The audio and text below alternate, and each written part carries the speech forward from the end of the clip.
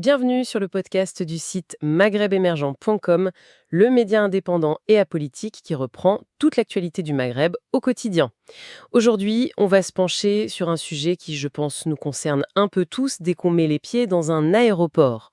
On a l'impression que le ciel devient de moins en moins amical. En tout cas, la France a décidé de sortir l'artillerie lourde contre les passagers indisciplinés. Pour décortiquer tout ça, ce qui change vraiment pour les voyageurs, nous accueillons un spécialiste du secteur. Bonjour. Bonjour, c'est un plaisir d'être là. Alors, la France hausse le ton, et pas qu'un peu, visiblement.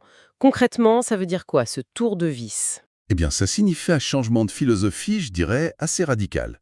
Le décret qui a été publié le 17 novembre 2025 met en place des mesures qui sont, oui, vraiment dissuasives. On parle par exemple d'amendes qui peuvent grimper, tenez-vous bien, jusqu'à 10 000 euros. 10 000 euros? Ah oui, quand même. C'est plus cher qu'un billet pour faire le tour du monde en première classe. C'est ça. Le message est clair, tolérance zéro. D'accord. Et ce qui est marquant, ce n'est pas tant le montant, qui restera sans doute pour des cas exceptionnels, que le signal psychologique que ça envoie. On ne parle plus d'une petite mauvaise conduite. Non, on parle d'un acte qui peut vous coûter une véritable fortune. Et ce n'est que l'aspect financier, j'imagine. Exactement. Il y a aussi les interdictions d'embarquement. Le texte prévoit des interdictions qui peuvent aller jusqu'à 4 ans pour les cas les plus graves. 4 ans. 4 ans cloués au sol, c'est énorme. Mais j'ai lu que la vraie nouveauté, c'était peut-être moins les sanctions elles-mêmes que la façon de les appliquer, avec une sorte de liste noire partagée. C'est l'autre grand volet, oui. Et c'est peut-être le plus structurant. Ce décret met en place une base de données partagée entre les compagnies. Ah, L'idée, au fond, elle est assez simple, mais il fallait y penser. On veut faire en sorte qu'un passager qui est banni par une compagnie ne puisse pas simplement contourner la sanction en allant acheter un billet chez la concurrence le lendemain. attendez, mais ça veut dire que si j'ai un problème avec Air France, par exemple, je pourrais me retrouver banni de Lufthansa ou d'une autre compagnie, sans autre forme de procès? C'est une excellente question. Ça pose des questions sur le droit à la défense, non? Tout à fait. C'est une question très pertinente. Le dispositif est censé être très encadré, très sécurisé bien sûr, mais la mise en œuvre, il faudra la surveiller de très très près.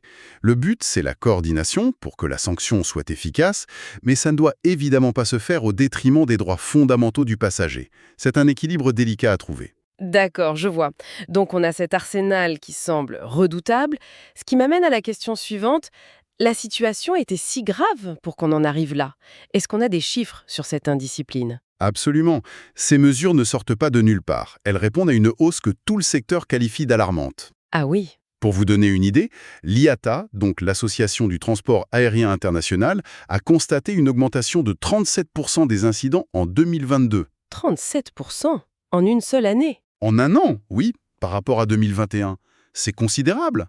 Et ça correspond à quoi concrètement? On imagine toujours des scènes un peu folles, mais j'imagine que la plupart du temps, c'est plus banal. Oui, oui, la plupart du temps, ce sont des choses qui peuvent paraître moins spectaculaires, mais qui en fait compromettent la sécurité. L'Agence européenne de la sécurité aérienne, l'EASA, parle de 200 à 500 incidents par mois, rien qu'en Europe. C'est énorme. Ça va du simple refus de boucler sa ceinture, ce qui peut paraître anodin mais qui est une règle de sécurité de base, ou de ranger son bagage, jusqu'à des comportements beaucoup plus agressifs, bien sûr. Cette mesure française, en fait, elle s'inscrit dans une tendance mondiale pour essayer d'endiguer ce phénomène. D'accord.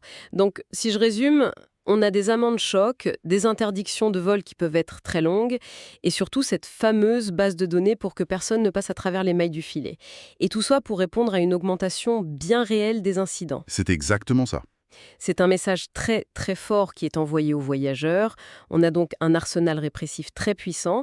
La grande question qui reste, c'est où est-ce qu'on place le curseur entre la sécurité de tous et le risque qu'une erreur ou juste un très mauvais jour puisse vous clouer au sol pendant des années.